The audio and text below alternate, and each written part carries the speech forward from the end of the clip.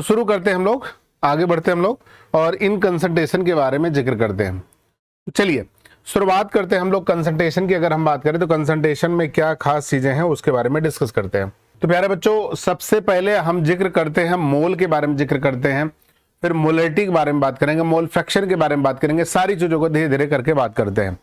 तो सबसे पहले अगर आप देखो तो हम जिक्र करेंगे, सबसे पहले जो जिक्र करेंगे हम लोग मोल के बारे में बात करेंगे। तो ध्यान रखना मोल के बारे में, मोल आपको कैसे निकालना आना चाहिए। तो मोल के बारे में जब बात करेंगे तो उसको अलग अलग डायरेक्शन में रखते हैं हम लोग, कितने क्या क्या चीजें हैं उसके बारे में डिस्कस करते हैं। पहला, मोल को हम लोग नंबर के फॉर्म में लिख सकते हैं, मतलब अगर एक मोल की बात करें तो वो एवोगैड्रो नंबर के बराबर हो सकता है, तो उसके मॉलिक्यूल के फॉर्म में लिख सकते हैं, मॉलिक्यूल के फॉर्म में लिख सकते हैं, या मतलब कह सकते हैं कि 6.023 इंटू 10⁻23 होता है एक मोल के अंदर। ठीक है, तो एक मोल, इसको हम लोग बोल सकते हैं एवोगैड्रो नंबर बोल सकते हैं। एक बात ये हो गया।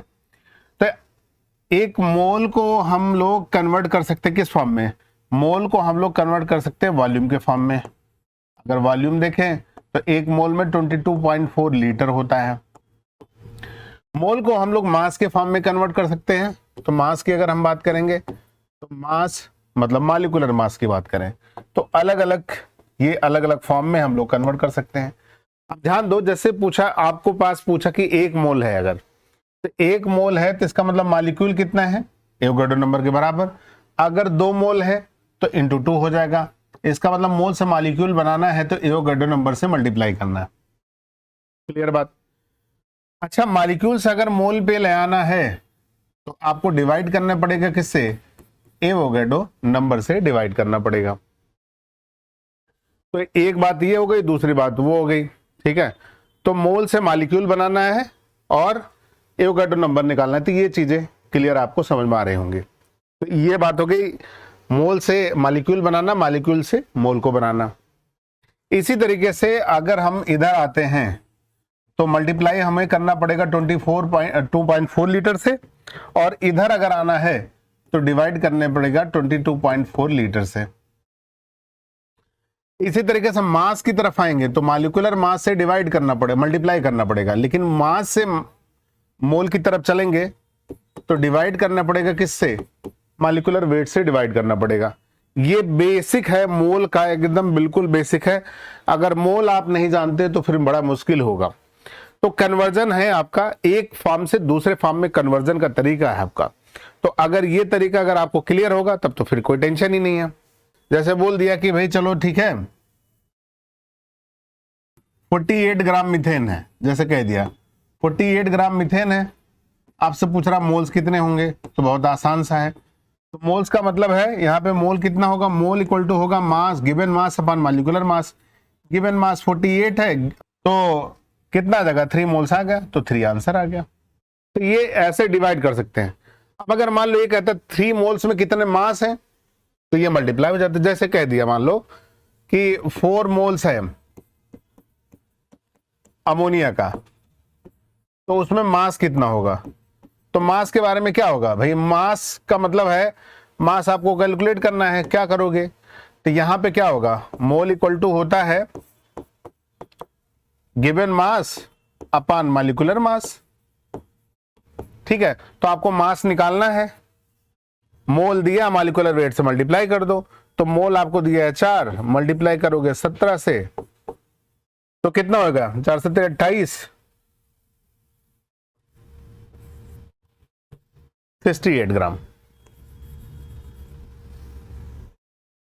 इस तरीके से एक फॉर्म से दूसरे फॉर्म में कन्वर्ट कर सकते हो। जैसे और जैसे एग्जांपल बताएं आपको, जैसे अगर आपसे कहा गया कि अगर कह दिया 11.2 लीटर अमोनिया है,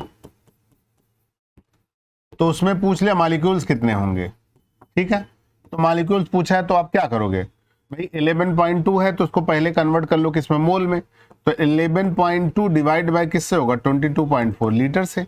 कितना आ गया, 1/2 मोल मतलब 0.5 मोल आ गया। तो ये इतने मोल आ गए। और मोल को मॉलिक्यूल में कन्वर्ट करना अगर है तो क्या करोगे, एवोगाड्रो नंबर से मल्टीप्लाई कर दोगे। तो एवोगाड्रो नंबर से मल्टीप्लाई करने का मतलब 0.5 इंटू 6.023 इंटू 10⁻23 आ गया। यही आंसर आपका आ जाएगा। तो इसमें कोई दिक्कत ही नहीं, आसान तरीके से आप मोल निकाल सकते हैं। तो बेसिक आपको ये है कि given mass upon molecular mass कर देते तो यही हम मोल के बारे में बात करते हैं।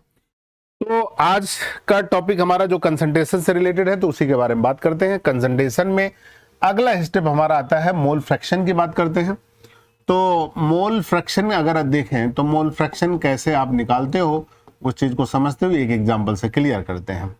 मोल फ्रैक्शन बच्चे अगर आप देखो मोल फ्रैक्शन जब निकालते हो तो उसके लिए क्या करना है, जैसे ए और बी सब्सटेंस है, ए और बी दो मान लो सब्सटेंस है और इनका जैसे मास अगर हम देखें, जैसे इनका मास अगर देखें या ए बी मास है ऐसे मान लो, कोई दिक्कत नहीं है, ए और बी क्या है मास है या ए बी सब्सटेंस है।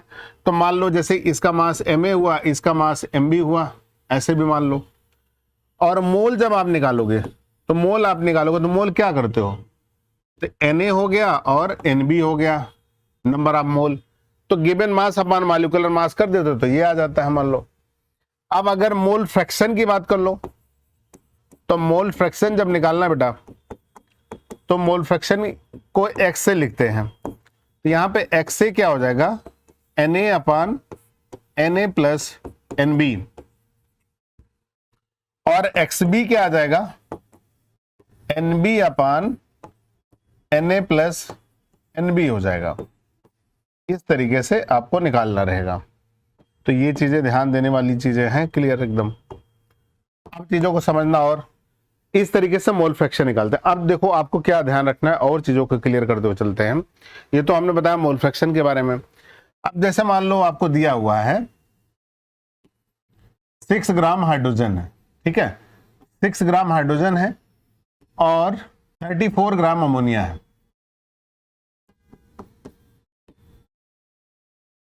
अब इनको मोल फ्रैक्शन निकालना है, हर किसी का क्या है मोल फ्रैक्शन निकालना है। अब देखो मोल फ्रैक्शन अगर निकालना है तो क्या करोगे, तो इनका मोल फ्रैक्शन मतलब XS2 निकालना है आपको और X अमोनिया निकालना है, यही चीजें निकालनी है।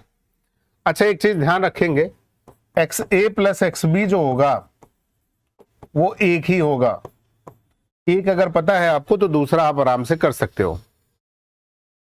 ये बात क्लियर रही। तो अब जैसे इसको निकालना है तो कैसे क्या करोगे बताओ, इसको निकालने के लिए क्या करेंगे आप, तो इसको निकालने का तरीका यही है बेसिकली। अगर आप देखो तो सबसे पहले क्या निकालो, मोल निकाल लो।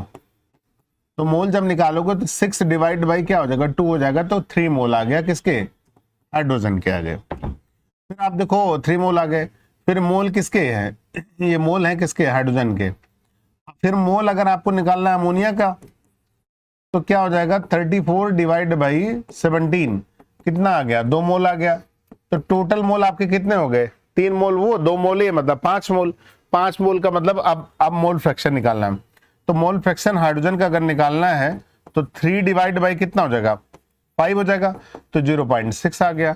इसी तरीके से अमोनिया का निकालोगे तो -1 कर दो तब भी बात सही है, लेकिन तब भी आप करो 2/5 करोगे तो इसका मतलब 0.4 आ गया। तो दोनों को जोड़ोगे तो कितना आएगा, 1 आ जाएगा।